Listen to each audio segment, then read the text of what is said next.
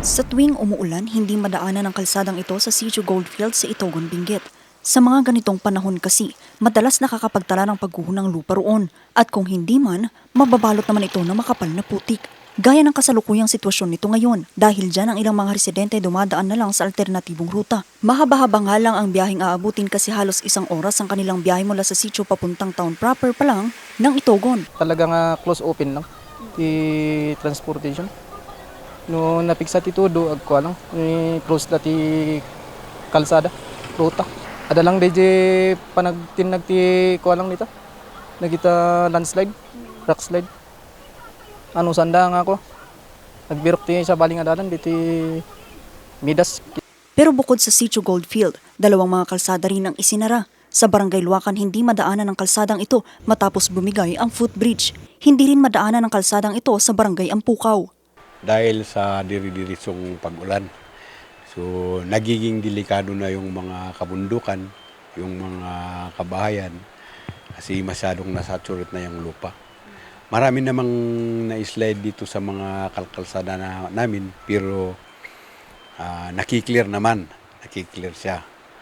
Ang problema dito yung mga malalaking slides na medyo mahirap nang i-clear. Dito naman sa banda ng Binga, sa Barangay Tinongdan, Dalupirip, medyo malayo kasi yun eh. So nakatambay naman yung equipment ng SNAP-B. So meron siya. Kami naman ang inaasikaso namin dito, ito, Barangay Ukab, Tuding, dito sa Barangay Luacan, sa poblasyon. So ito ang binabantayan namin. Ang Benguet Core naman, itong Baguio Kias Road, doon naman sila nakadestino. So ganun ang nangyayari ngayon. So mas maganda.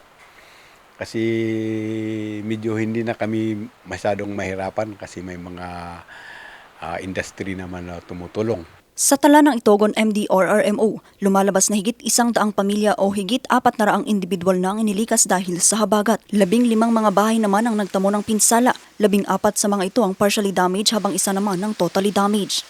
Sa ngayon, nananatiling nakabantay ang mga otoridad sa posibleng maging epekto naman ng Tropical Depression Neneng sa bayan ng Itogon. Vanessa Bugtong, RNG News.